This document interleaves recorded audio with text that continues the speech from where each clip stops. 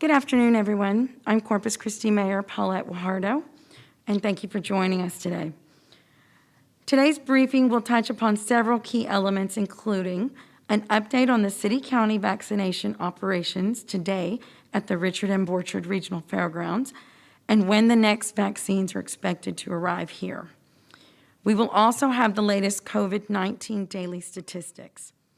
Joining me today will be Nueces County Judge Barbara Canales and Public Health Director Annette Rodriguez. I will turn the mic over to Judge Canales after this Spanish translation. Thank you very much. El día de hoy vamos a darle información más reciente sobre el operativo de vacunación que tuvimos en el Centro de Exposición Richard Borchard, así como cuándo esperamos contar con más vacunas. Asimismo, tendremos la información sobre las estadísticas diarias del COVID-19. El día de hoy me acompañan la juez Bárbara Canales y la directora del Distrito de Salud Pública, Annette Rodríguez.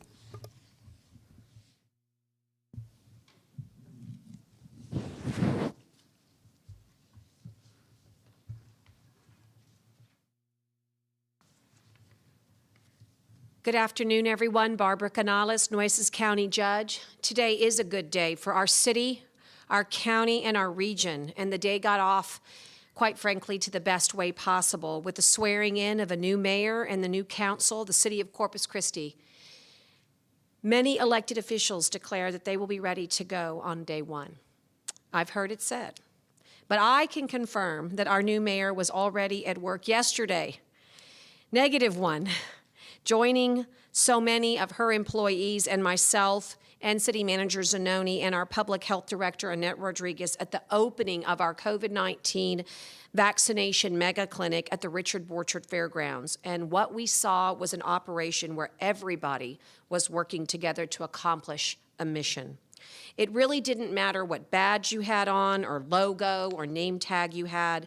It was clearly all hands on deck as we put this mega clinic into operation. And I'll go into detail on the last 2 days here very shortly. But what is important to me that you know is that our new mayor was putting her words into action to be a partner, to be involved and to work towards solutions, and to be more worried about results than who might get the credit.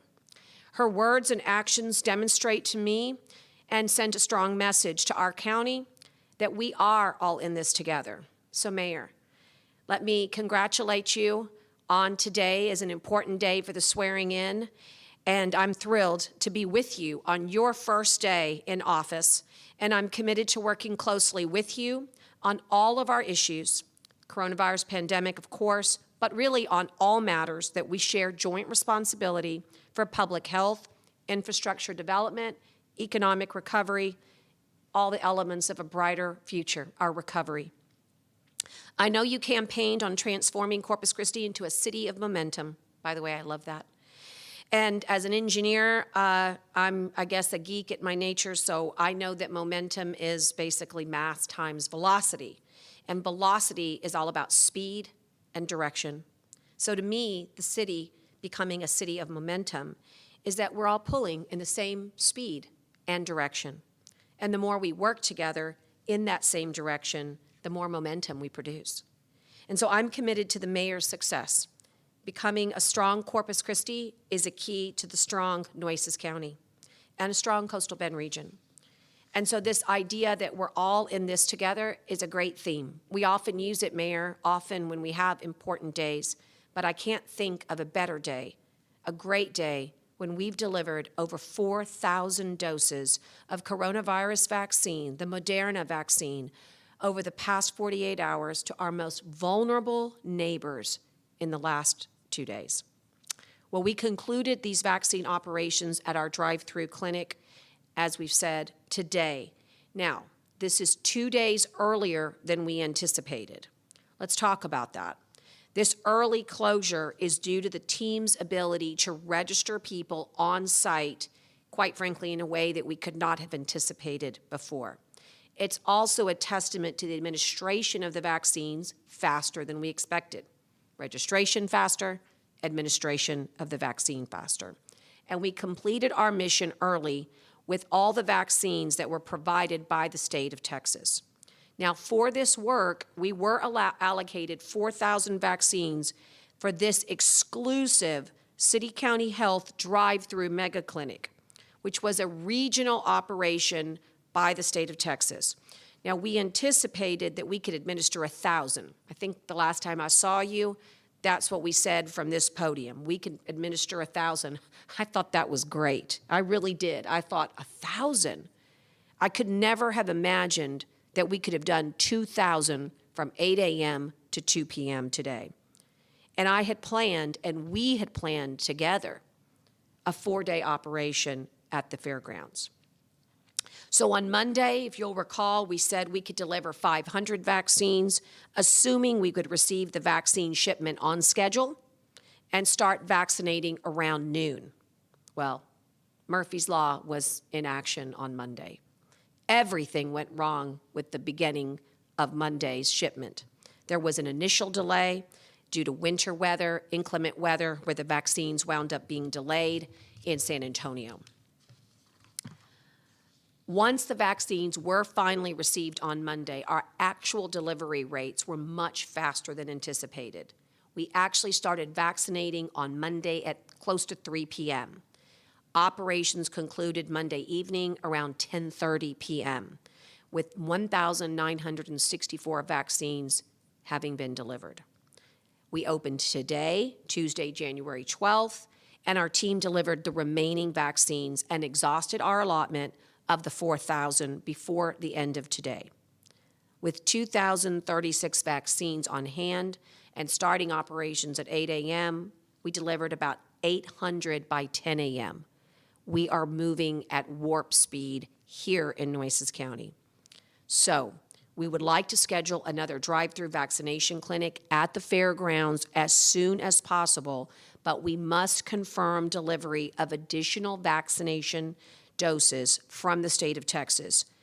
They are responsible for delivering to us our vaccine allotment and allocation statewide. We have reported our ability literally minutes ago. I want to show it to the mayor, but I just have a letter that I'd like for her to look over. We've talked about this yesterday. We want to make sure we have a joint letter. We want to tell them how great we did, and we also want to ask for more. But it's important that we have reported our ability to deliver at twice the rate we had planned for. This is very important, and provided that vaccines delivered here will not be wasted, and they will not sit on a shelf. They will be put to work immediately. This is part of our Texas mission.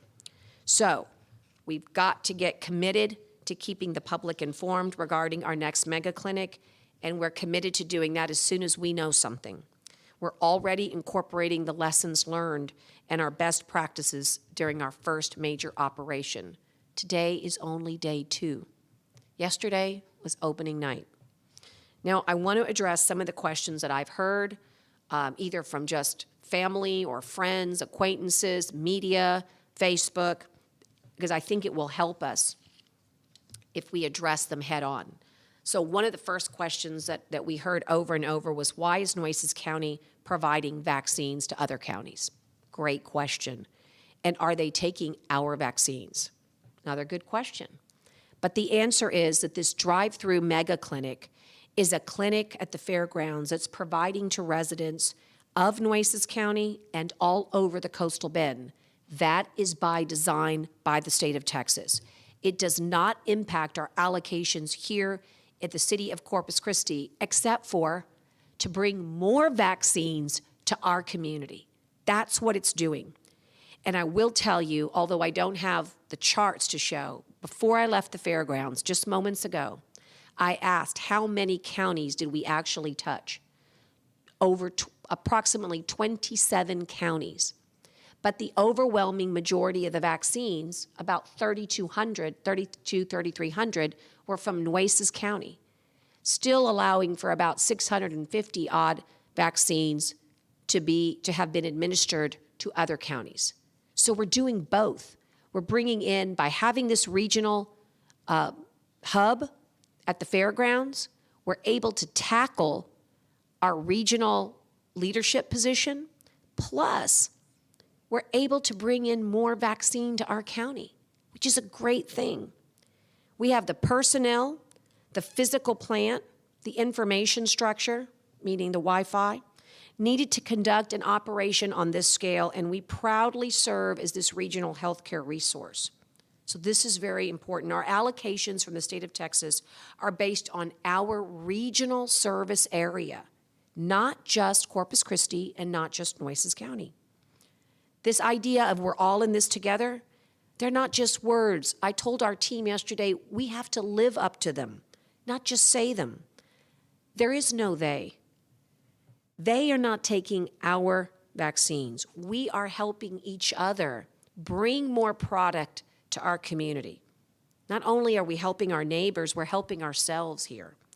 And we're helping the state of Texas by delivering them as quickly and as efficiently as possible.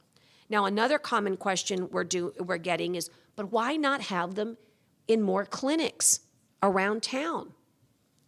Well, our drive-through vaccination megacenter has demonstrated that it's highly efficient delivery mechanism to reach as many patients as possible. And this is due, of course, in part to this assembly line. Think of it as a factory of registration and vaccination and post-vaccination observations. And while vaccines are being given, additional vaccines are already being prepared, keeping that line moving. Think of that factory. There's two things that make the factory work, I was told today. People, human capital, and technology. And we've got both in this mega center. We moved over 2,000 people in less than 7 hours. However, we have a great plan in our future. When Corpus Christi Fire Department receives their allocation, you'll recall in a briefing not just a week ago, we talked about how that allocation will go to community clinics and senior centers all over Corpus Christi and into smaller jurisdictions. And we anxiously anticipate those allocations arriving as soon as possible. Let me tell you finally the tremendous asset that we have with the Richard Borchard Fairgrounds, because we got a lot of questions today about why that location. First, we have space. We have the space to bring the cars inside. We have space to register the people inside their cars, space to administer the vaccine, space for people to wait after they get the vaccine to monitor for these adverse effects. We have an unbelievable connectivity. This turns out to be very important as we're working on Bluetooth and iPads to register people on site. These wireless iPads are a tremendous reason that we're able to register so many people on site.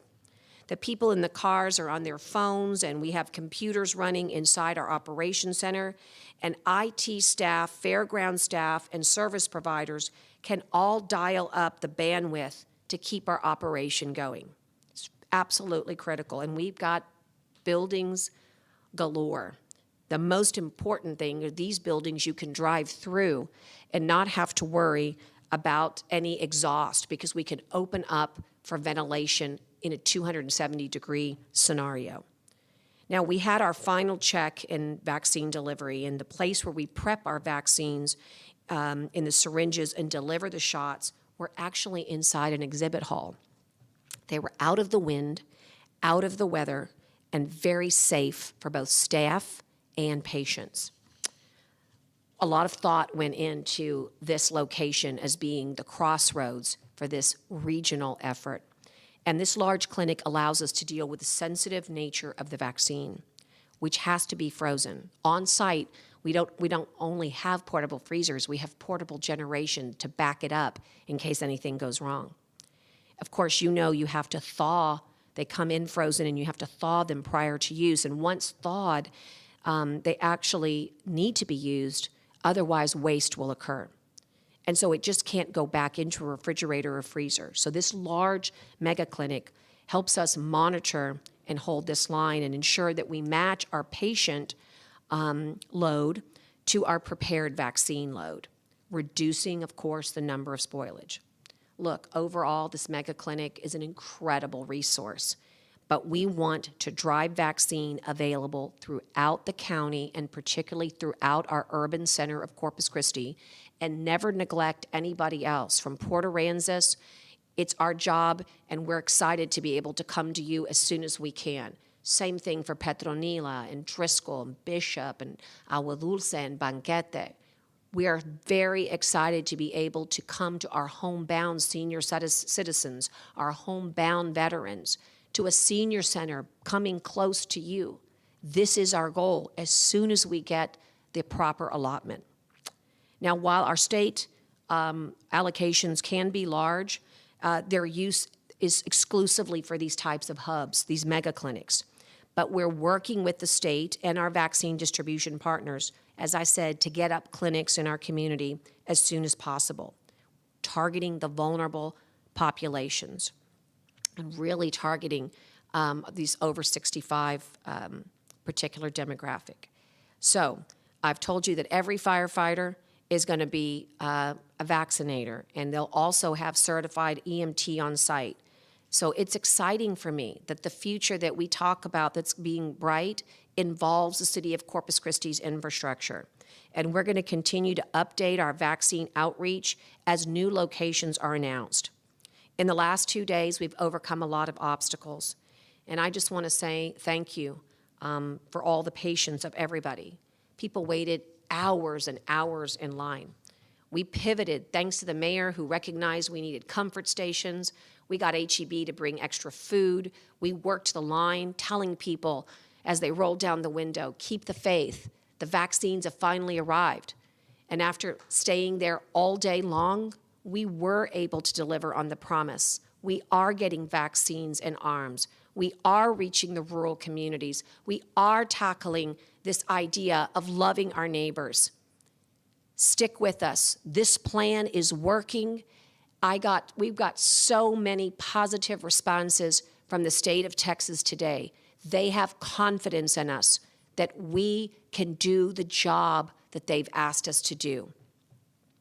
And so let me just say that we have a long way to go. And 4,000 is a lot, but our county has more than 360,000 people, and our region has over 1 million people. And when do you reach herd immunity? Someone asked me to do the math, and I know that we've made a lot of progress over the last 2 days, but in order to really immunize the most vulnerable and get the broader population, we have a long journey ahead of us, months and months. And if you got the vaccine today, your job is to build antibodies over the next 30 days and report back in a month for your second dose.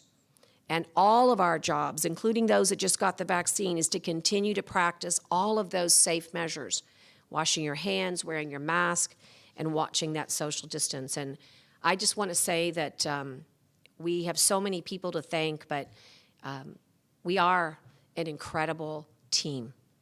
And I heard and saw understanding, patience, kindness, goodwill, from not only those waiting hours and hours in line, but those that were reflected in our city staff, mayor, and the county. And that's what love is. And that's why I'm proud to be from a city and a county that expresses that.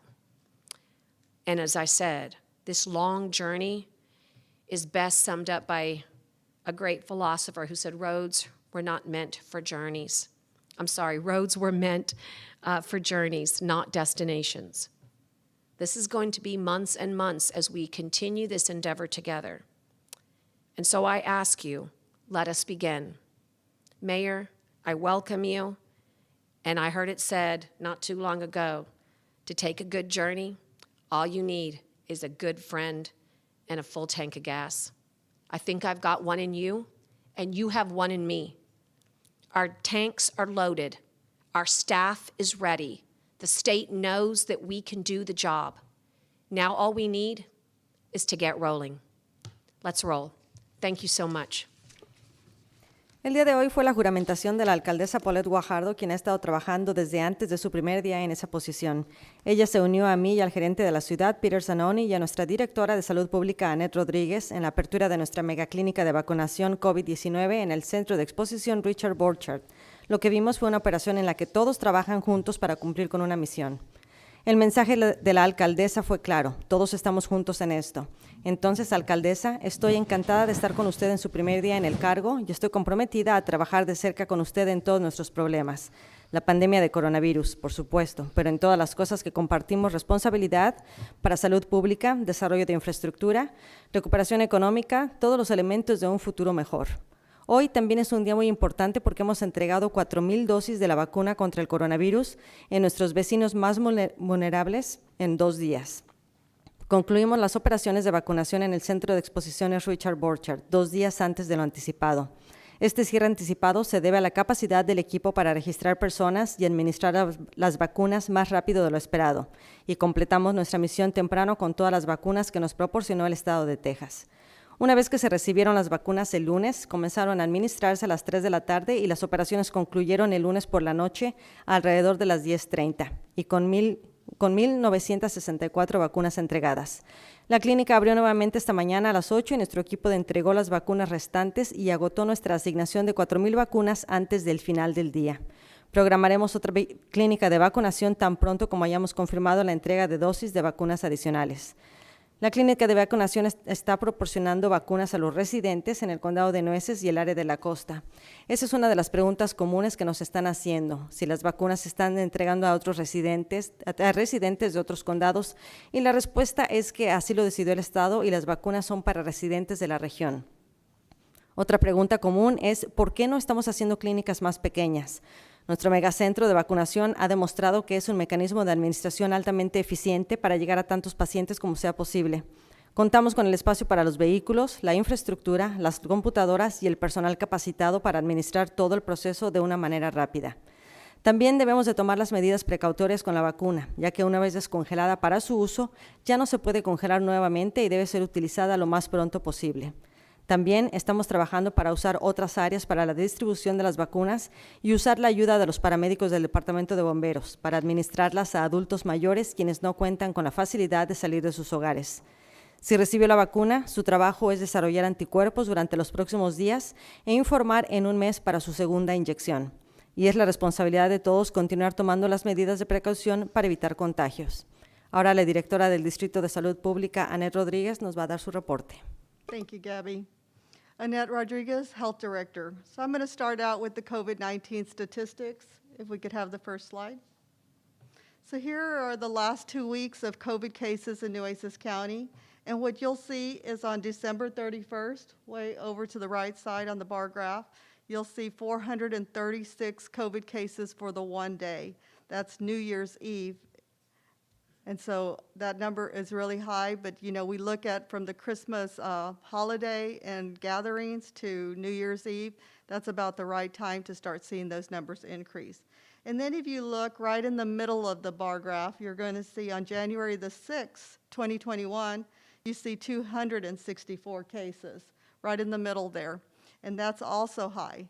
And again, if you look from New Year's Eve to January 6th, it's about the right time for people to actually 5-6 days after their celebrations where they actually start becoming ill. And then if you look at January 11th, 2021, you had 321 cases. Again, the numbers are still increasing in Nueces County for COVID-19 cases. Next slide. For the pie diagram, we have a total of 31,795 people that have had COVID-19 in Nueces County. 28,100 of those individuals have recovered. But we still have 3,000 now. We were 2,000 last week. Now we have 3,063 individuals with active COVID-19 here in Nueces County. And we have seen 590 deaths. Next slide, please. The hospitalizations are still going up. 2 weeks ago, we were looking like we were plateauing around 150 hospitalizations a day. If you look at for the last 2 weeks, we've gone from 175 to 186 hospitalizations to 190 hospitalizations yesterday. So the numbers do continue to rise as well. And we all know that there's a lag from the time that you actually pick up the virus to the time that you actually become hospitalized. Next slide. For the ICU patients, the ICU numbers are still high. they're in their 50s, but they're not on their lower end of the 50s. They're 56, 57, 55, 56. These numbers are very high. To think about half of 100 people are actually in the ICU with COVID-19 battling for their lives. Next slide, please.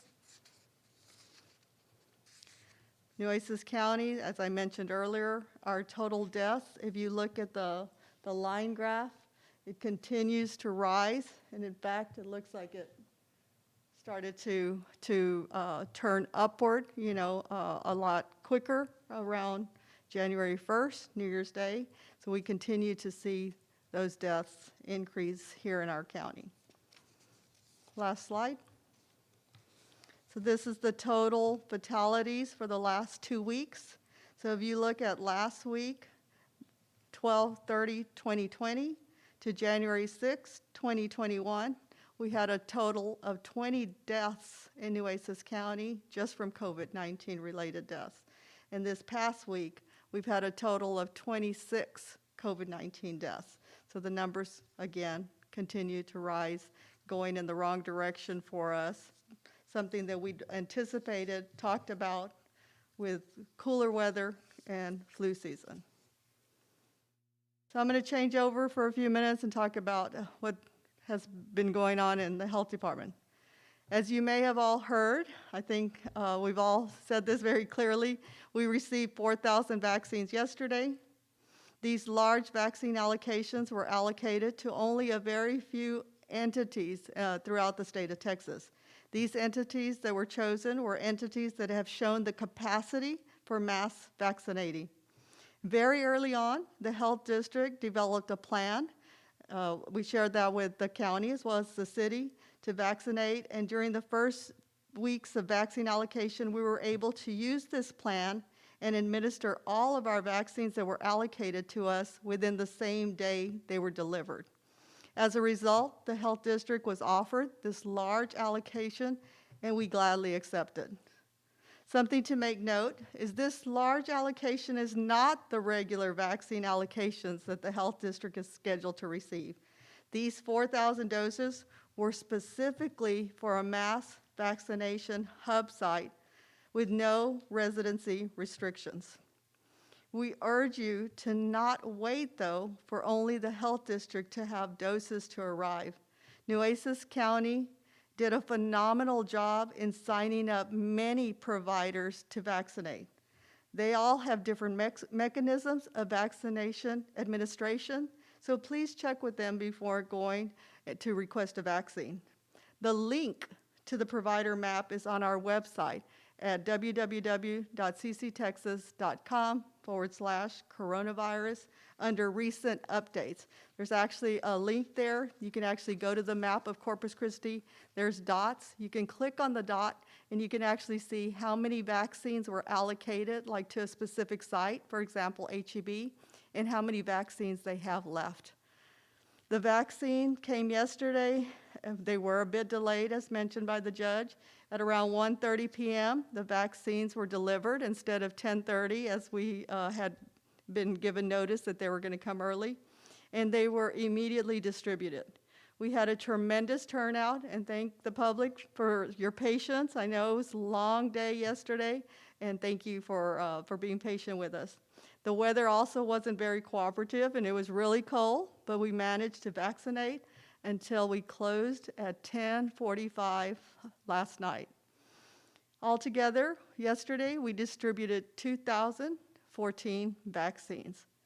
Today, we began registering people very early in the morning, outside at 6 in the morning in the frigid temperatures, and began administering the vaccines at 8 a.m. exactly. By 12:30 in the afternoon, we had already administered more than 1,600 vaccines. And around 3:30 p.m., all vaccines were administered. Since we have administered all vaccines, we will not have another drive-through until we receive more vaccines. The state mentioned that we may receive weekly allocations of vaccines, but as of today, we have not received the verification. Governor Abbott also mentioned yesterday on a press conference that starting next week, the state of Texas was scheduled to receive 300,000 vaccines weekly for first doses and anywhere between 300 to 500,000 vaccines for second doses. This is excellent news and gives us hope that COVID-19 may begin to be a memory rather than a reality. Please be patient with us. We are trying our best to enhance and improve all of our systems. This response has been quite a unique one. We continue to learn something new every day, and we use the new information to improve our drive-thrus. COVID-19 cases do continue to increase. One of the reasons is the recent end-of-year celebrations, also the cold winter months. It is important that you continue to follow all preventive tools, wear a mask, wash your hands, and watch your distance from others. These techniques do work, not only for COVID-19, but also against the flu. We also recently learned of a new COVID variant strain in Nueces County, B1117. This variant has shown to be more contagious, which means it can spread faster.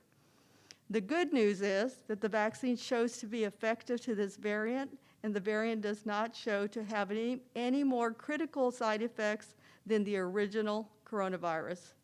We will continue to keep you posted on vaccine allocation. We will improve on our systems so that we can continue to increase our vaccine administration back to the community. For today, we delivered a total of 4,249 COVID-19 vaccines over a day-and-a-half time period.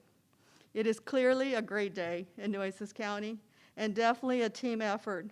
I do have to give a special thank you to our health district staff who worked hard and furious, our city and county volunteers and support, Fire Department, EMS, Robstown, the Sheriff's Office from Robstown, CC Fire Department, CCPD, Texas A&M University, and many, many others. Thank you, Nueces County Judge, also the mayor, the city manager, and our community. And we will continue to do our best in public health to vaccinate this community and adjacent communities with a sense of urgency. Thank you. En las últimas 24 horas se han reportado 182 casos confirmados por el coronavirus. 28,100 pacientes se han recuperado por completo. 179 personas continúan en el hospital. 54 están en la unidad de cuidados intensivos. 3,063 son casos aún activos. El día de hoy se reportan 4 fallecimientos. A la fecha, los fallecimientos totalizan 590 personas. Tan solo 26 fallecimientos se reportaron en la última semana. Han sido 4,000 las vacunas recibidas. Algunas áreas del estado fueron elegidas para recibir miles de vacunas y realizar su administración. El Departamento de Salud recibió las 4,000 vacunas para entregarlas a residentes de nuestra región, pero no es el único lugar que estará administrando la vacuna. En nuestro portal de internet tenemos información de los distribuidores de vacunas. La dirección es www.cctexas.com/coronavirus. Ayer durante el día se lograron entregar hasta 2,014 vacunas y el día de hoy comenzamos a las 8 de la mañana y terminamos a las 3:30 de la tarde. Un total de 4,249 vacunas se entregaron hasta este momento. No vamos a tener otra clínica hasta que recibamos más vacunas. El estado de Texas va a recibir 300,000 vacunas adicionales y 500,000 de vacunas para la segunda inyección. Continuamos aprendiendo para mejorar estas clínicas. Es importante que continúe practicando las medidas de salubridad. La variante del virus B117 ya se reportó en el condado, pero la buena noticia es de que la vacuna es eficaz para esa cepa nueva. La cepa no es más letal, solamente se transmite más fácilmente. Quiero agradecerle a todos los trabajadores y los empleados de la ciudad quienes pudieron llevar a cabo esta clínica de salud durante los últimos 2 días. Thank you, Gabby. That concludes the presser for today. Are there any questions? We had a couple calls from our Christi newsroom asking, but basically the story was they pre-registered to get the COVID-19 vaccination, and they came from the island. They drove to Robstown, waited 3 hours in line, and the last second they were told they couldn't get it. I'm not sure why, but they couldn't get it.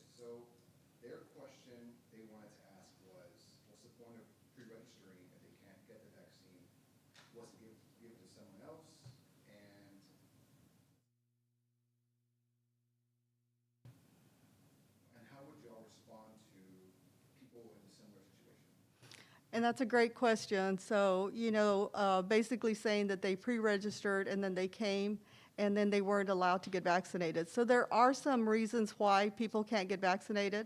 And so some of the ones, because I was at this 2-day event, some of the reasons were if you actually have gotten another vaccine within 14 days, you cannot get the COVID-19 vaccine. So that's new. So that would have been one of the reasons. Is I think we had a couple of individuals that had just received the flu vaccine. We don't know what kind of side effects that it will have on those individuals. And so for safety purposes, we told them it was better to wait the 14 days and then to come back and get that vaccine. So another one had gotten a shingles vaccine. So for the same reason, asked them not to get the vaccine. So maybe we can add something to the website so we can actually have people actually know that that's a new adjustment that was just made by CDC and by the Moderna and Pfizer, asking them not to get vaccinated if they've been vaccinated within the last 14 days with any other vaccine. So I think there was also two that didn't get vaccinated because they were under the age of 18. And so we explained to them that this particular vaccine, Moderna, is for 18 years and older. That was what the clinical trials all were on 18 years and older. And so they agreed. They didn't know that. They thought they had heard 16 and above.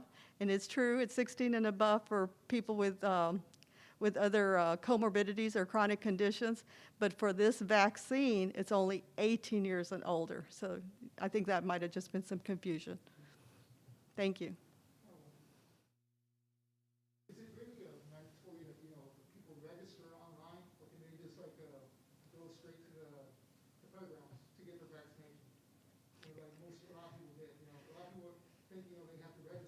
Right, right. No, it was never mandatory that they register. So some people registered. We did a hybrid, this time at the fairgrounds. So some people could. We gave them the option if they wanted to pre-register, they could. If you're pre-registered, it makes it easier when you come through the line because you already have a QR code that's a unique identifier for yourself, giving all of your demographic information basically. But we also knew that some individuals, some over the age of 65, may not have technology, computers, access, and so we didn't want to exclude them since they're really our 1B population. And so we also opened it up that we could help them register on site, so they could do both. Annette, I want to address that a little bit too. So one of the things that we talked about is flexibility and learning from this first mega site and what we can do to create best practices for our future. And I can tell you that I know from living in this community my whole life and from having worked COVID-19 emergency management, we have a digital divide in our county and in our surrounding counties. And Annette has been preaching this probably from the beginning.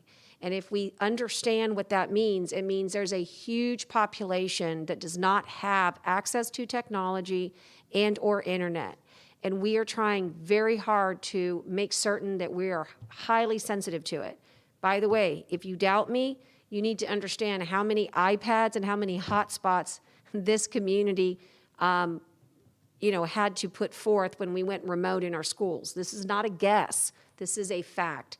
And so because of that, the hybrid approach was thought as we made these preparations to be the best approach. What I want to share with you is after seeing how unbelievably excellent we are at registration on site, we think that by putting our heads together tomorrow morning, we've just done 2 days of incredible work. And before the mayor left, I asked her to meet with me in the morning with the city manager and our teams. And we think that we'll be able to put forth in the next few days our plan going forward so that it's fair, so that it's equitable, and so that it's efficient. And it's got to respect and honor this digital divide.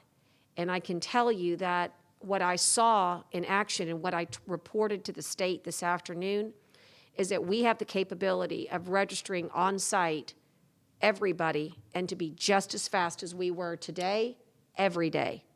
And so with that information and loaded with that knowledge, I'm going to use what? Data to make good decisions. That means we're going to meet tomorrow and discuss it and see what our options are. And we're going to bring it back and communicate. and this important information about the flu shots and shingles and any other vaccine that could conflict or the ages, we're going to really get a robust communications message out on that so that we can prevent people from being disappointed. But make no mistake, the message is that when we learn, we adapt, we reinforce, and we empower our community. And we're never, ever going to keep to something because that's the way we did it yesterday. Not if we can do it better tomorrow. That's what I want to pledge to everybody. So, as they say, take a deep breath. 4,000 of your neighbors are vaccinated now. This makes us a safer community. And God willing, we'll do another 4,000, next week. Of course, I told him we could do 10,000, Annette. I hope that's okay. Our feet might be tired today, but we'll be rested and ready to work next week. So very important on this registration piece. I don't want us to get hung up on yesterday. I want us to focus on what we were able to learn and do, and now we're going to pivot to make it better for everybody. Thank you, Annette.